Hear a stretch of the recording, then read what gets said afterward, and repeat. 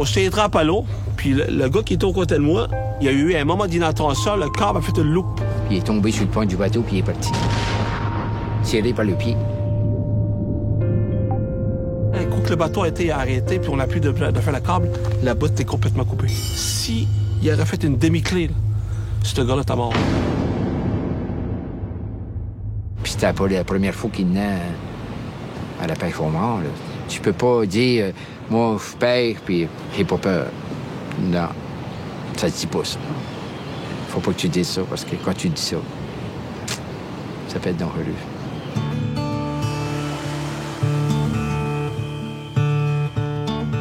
Quand tu pêches le homard, les chutes par-dessus bord, c'est pas juste des histoires de pêche.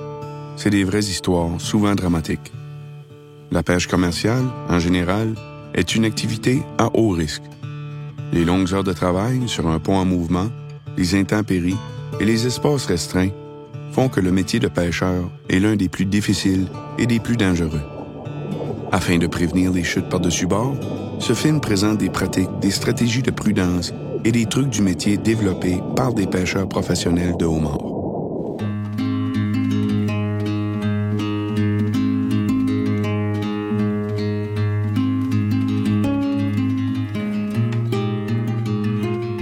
La pêche, en général, c'est un métier. C'est un métier qui a un risque. C'est certainement difficile d'emmener le risque à zéro, mais tu peux t'organiser pour minimiser le risque et qu'il y ait le moins d'accidents possible. Aux États-Unis, sur les homardiers, les chutes par-dessus bord seraient responsables de plus de la moitié des accidents mortels.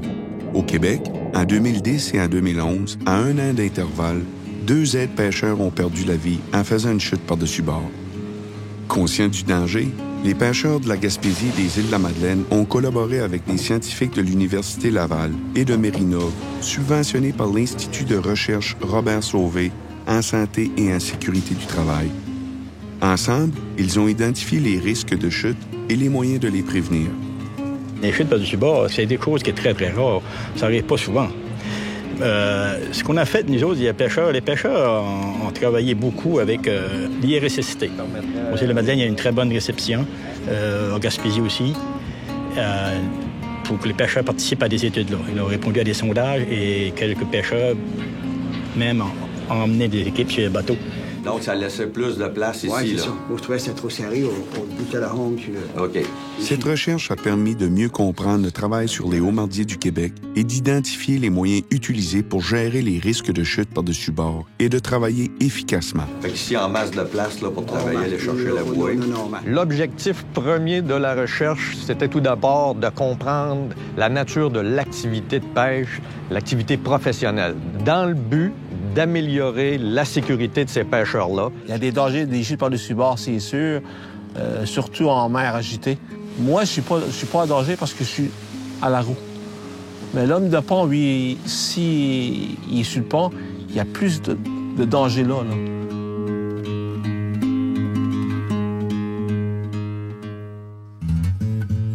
Les pêcheurs interrogés par les chercheurs ont identifié la première journée de la saison de pêche comme celle étant la plus dangereuse. C'est quelque chose quand même. On est 325 bateaux qui prennent le départ en même temps, à la même heure, de chaque port des îles.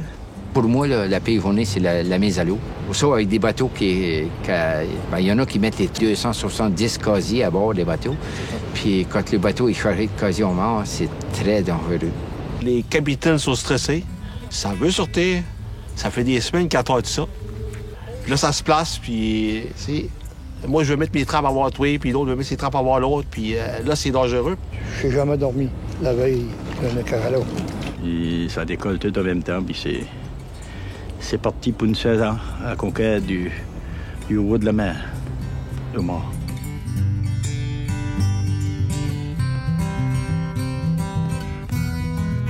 Les pêcheurs rentrent dans la pêche, puis certains, on va pas y aller s'il fait mauvais. On a un comité de mise à l'eau ici aux Îles-de-la-Madeleine. C'est quand même une bonne initiative qui est menue des pêcheurs à la base. Et lorsque les vents sont plus que 20 nœuds, la date d'ouverture est reportée. Fait qu'aujourd'hui, il fait beaucoup plus beau quand on tend nos casiers. C'est beaucoup moins à risque que c'était anciennement. Ça enlève un peu de stress, la journée de mise à l'eau.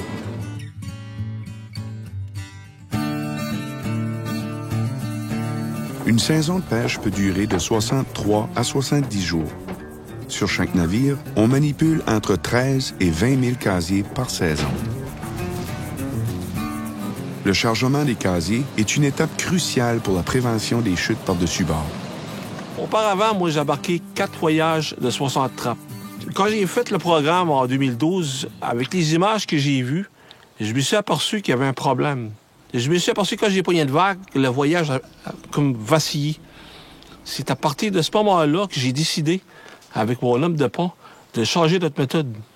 Depuis 2013, nous chargeons de l'arrière vers l'avant. Mais c'est des voyages de 48 trappes au lieu de 60. On est moins haut en hauteur, puis ça stabilise mieux le bateau. Au point de vue de temps, peut-être 15 minutes de plus que ça nous prend pour 5 voyages qu'on prenait auparavant pour 4 voyages. Le plus grand piège vient des cordages qui s'en mêlent. Avec le temps et en fonction du bateau, les pêcheurs ont développé des méthodes pour empiler les casiers dans l'ordre et disposer le cordage et les bouées pour réduire le danger lors de la mise à l'eau. Les bateaux ne sont pas tous pareils non plus. Il y a des gros bateaux, il y en a des plus petits, il y en a des plus larges, il y en a des moins larges. La technique de chargement, c'est pas tout pareil non plus. Je pense que l'important, c'est que tu connaisses ton bateau à toi et que tu le charges dans... Tu as une technique de charger ce bateau-là qui va bien à la main avec le bateau que tu as. C'est vraiment lui qui jette, qui est responsable du cordage. Ça, c'est la base principale. En général, c'est comme ça qu'il faut charger son voyage. C'est lui qui charge son voyage de cage. J'y aide. C'est lui qui sait parce que quand il a un casier à prendre, il sait qu'à le prendre. Il y a une manière de faire, toujours dans le même sens, tout le temps. Chaque méthode de chargement a ses avantages et ses inconvénients. La méthode retenue par les pêcheurs doit permettre de limiter les erreurs et les imprévus. Elle doit minimiser le danger représenté par le cordage qui défile à l'immersion des casiers. La méthode de travail doit être connue et partagée par tous les marins à bord. Mais aucun équipement, aussi perfectionné soit-il, ne peut remplacer une bonne entente à bord. C'est primordial. Les principales stratégies de prudence lors du chargement des casiers. Confier le chargement des casiers à celui qui les jettera à l'eau. Prévoir et respecter l'ordre dans lequel les casiers seront mis à l'eau. Placer le cordage pour éviter les risques d'entraînement lors de la mise à l'eau. Disposer les bouées de chaque ligne au bon endroit. Adapter la hauteur du chargement des casiers à la météo. Respecter les limitations du nombre de casiers et de hauteur spécifiées dans le livret de stabilité du bateau. Prévoir un espace suffisant pour celui qui lancera les premières lignes.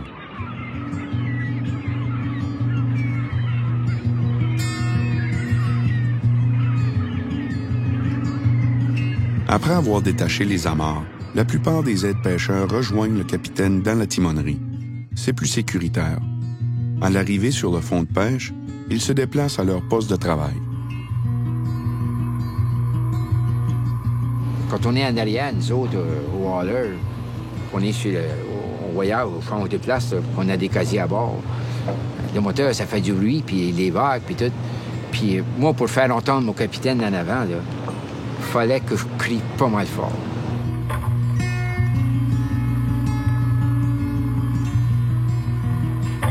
À la mise à l'eau, l'équipage doit s'entendre sur la méthode de travail et bien connaître l'occupation de chacun.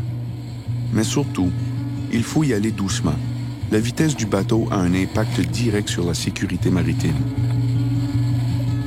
Vous êtes pêcheur, il faut que le capitaine il dise comment ça marche puis quoi faire dans le bateau. Il faut que le capitaine ait une culture de sécurité, un comportement sécuritaire.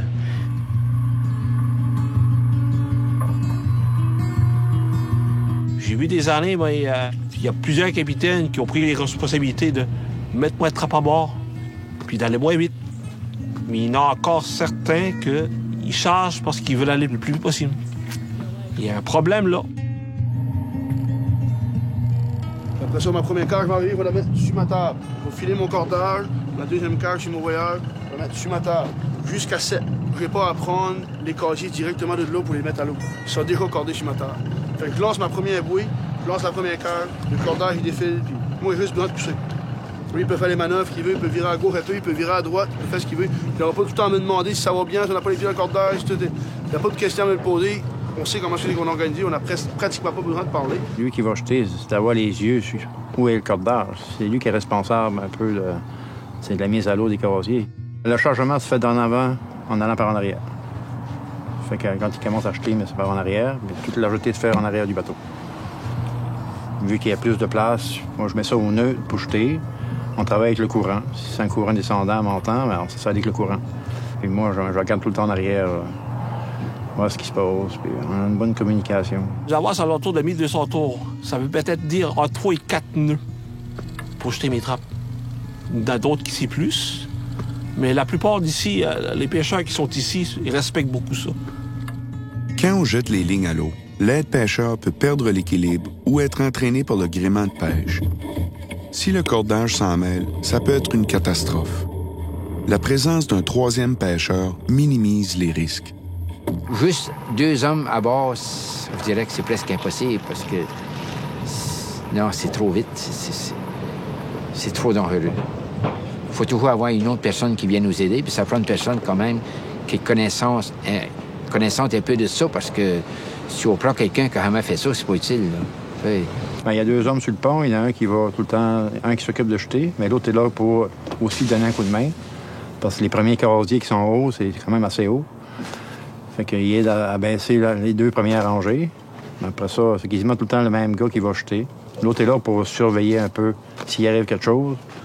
Mais il va me le dire, puis moi, je vais mettre ça de reculons, puis lui, il a un couteau proche de lui. S'il y a de quoi, il va couper le cordage. De toute évidence, la façon de placer les casiers et le cordage lors du chargement a un impact direct sur les risques lors de la mise à l'eau. Les observations ne permettent pas aux chercheurs de trancher en faveur d'une méthode plutôt qu'une autre, mais les pêcheurs s'entendent tous sur certaines stratégies de prudence. Les principales stratégies de prudence lors de la mise à l'eau initiale.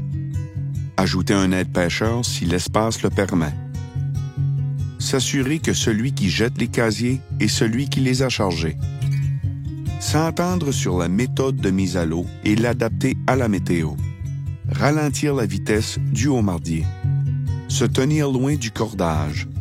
Communiquer clairement et savoir en tout temps ce que chacun fait. À l'aube, par temps favorable, l'équipage prend la mer pour remonter les casiers. La première étape, repérer et attraper la bouée.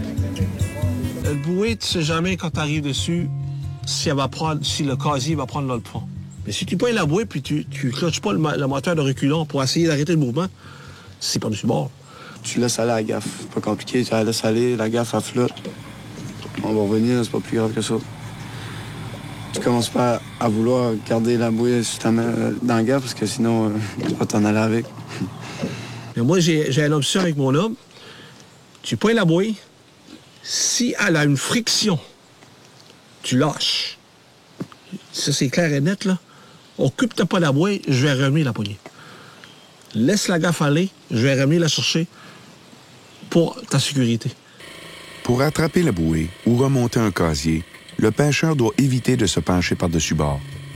La hauteur du plat-bord, populairement appelé le carreau, a un impact direct sur les risques de passer par-dessus bord. Le bateau s'en vient, puis il passe tout près de la bouée, puis la bouée prend par en dessous du bateau avec les courants. Puis là, tu vas la chercher, bien là, tu te sors plus que la moitié du corps en dehors du bateau pour aller chercher ta bouée. Si c'est crocheté dans une pierre, tu peux bien sortir du bateau. Plus le carreau est élevé, plus il est sécuritaire. Il devrait arriver en haut des genoux du pêcheur.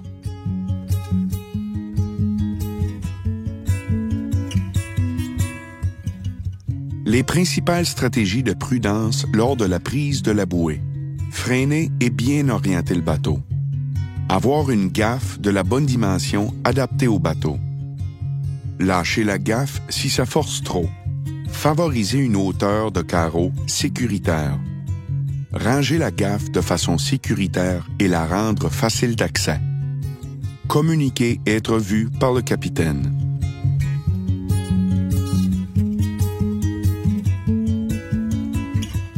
Remonter plus de 235 casiers par jour, c'est une lourde tâche. Ça prend un bon hauleur et un équipement bien adapté. Il y a 2 types de hauleurs, puis la différence entre les hauleurs gaspésiens et les hauleurs Madelino, c'est qu'on est fixé On est fixé au pont puis au carreau du bateau. Puis en Gaspésie, ils sont plus en hauteur. J'ai toujours allé avec un hauler droit. Cette année, on l'a modifié avec un hauler sur un angle, mais plus haut. Parce que les autres, ils parlent beaucoup de l'ergonomie. Parce qu'il ne faut pas trop se baisser pour aller chat à trappe. Aujourd'hui, on ne se baisse plus. Là. Avec le nouveau hauler qu'ils m'ont installé, je suis tout en droit. Ma trappe, j'ai juste à... Quand elle arrive, hop, je fais le mouvement puis je la mets sur le carreau. En Gaspésie, ils pêchent en eau qui est un peu moins profond. Ça fait que leur roller peut être un peu moins solidifié que le nôtre par rapport au fait que nous autres, on pêche à grande profondeur. La recherche sur l'horloge, c'était surtout pour trouver la meilleure position du hurleur. Hauteur et distance. Ça peut éviter les mal de dos du pêcheur et ça peut même éviter aussi de se pencher à l'eau. On a appris à travailler pour pas se faire mal, pour pas se blesser. Si tu forces, mais à un moment donné, tu es tout ces bords, puis tu vas chercher tout croche, puis là, c'est dur sur le dos.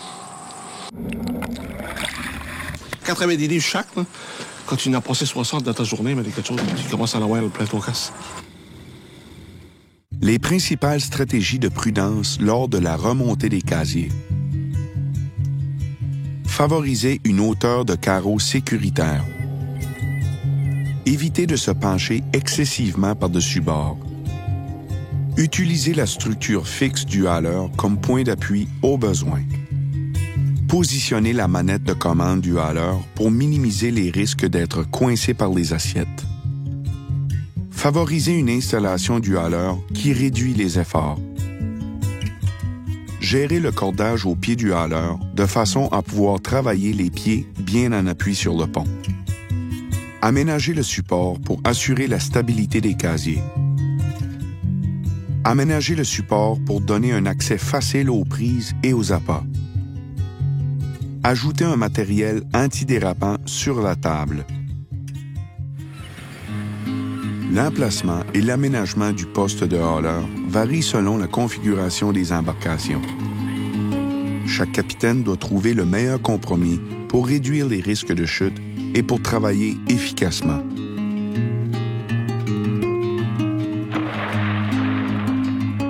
Le cordage, c'est un piège. Il est tourné comme ça, puis c'est le malheur de faire un pas pour que le bout de la botte de rubber pogne dans ça. Quand il y a 4 casiers à l'eau, oublie ça, t'es pas capable d'arrêter ça avec tes mains, rien du tout.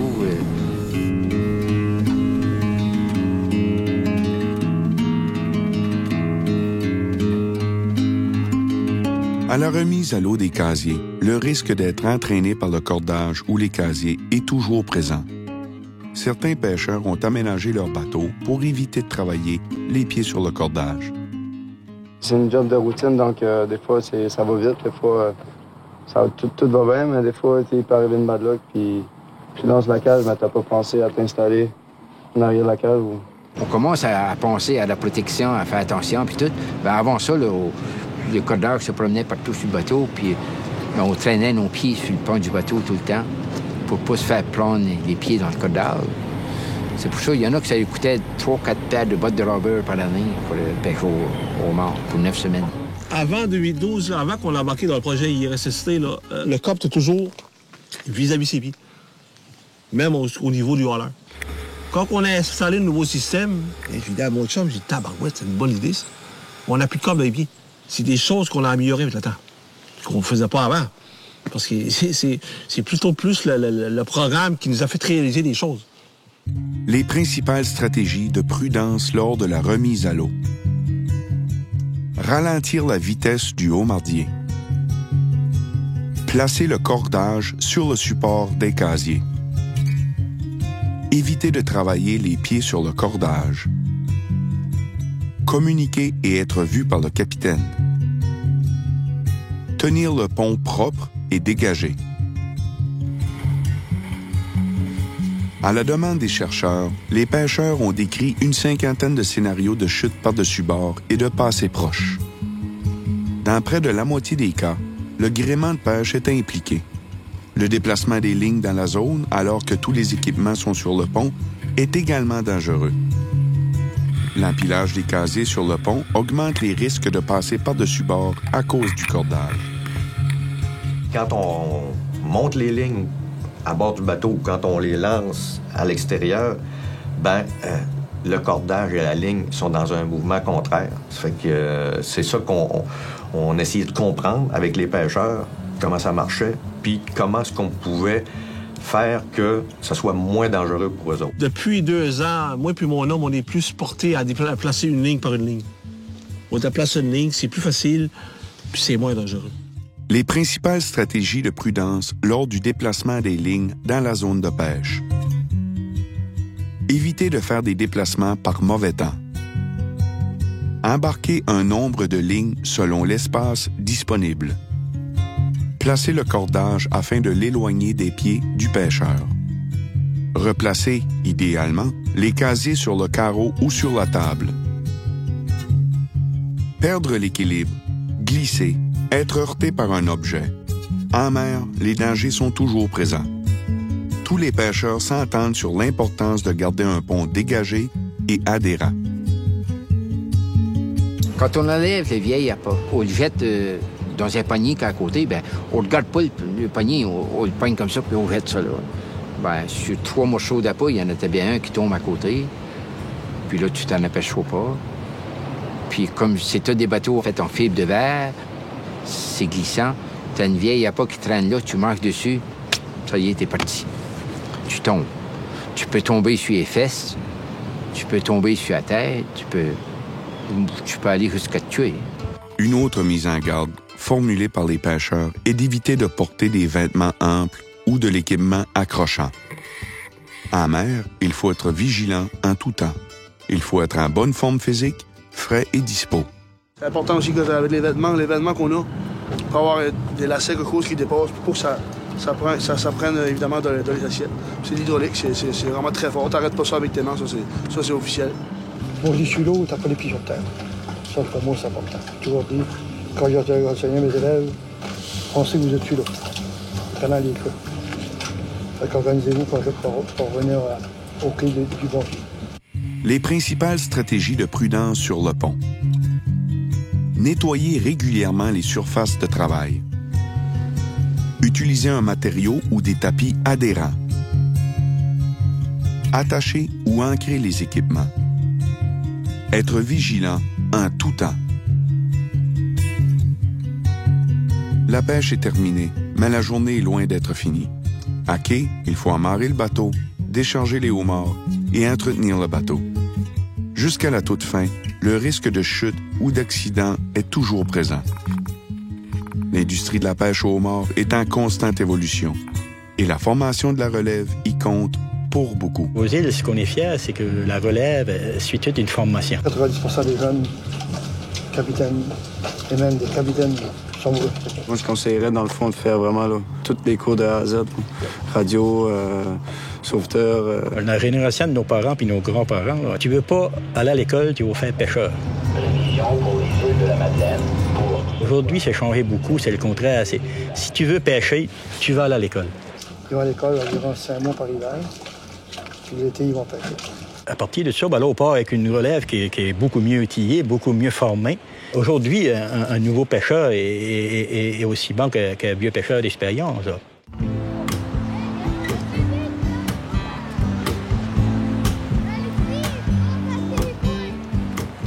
Peut-être j'ai été un peu heureux, mais j'ai toujours essayé de faire attention qu'il m'arrive rien. Puis malgré ça, il m'arrivait quand même des choses qui auraient pu m'enlever la vie. C'est le métier qu'on a choisi, c'est le métier qu'on fait. Moi, je me voudrais pas faire d'autre chose sur Terre.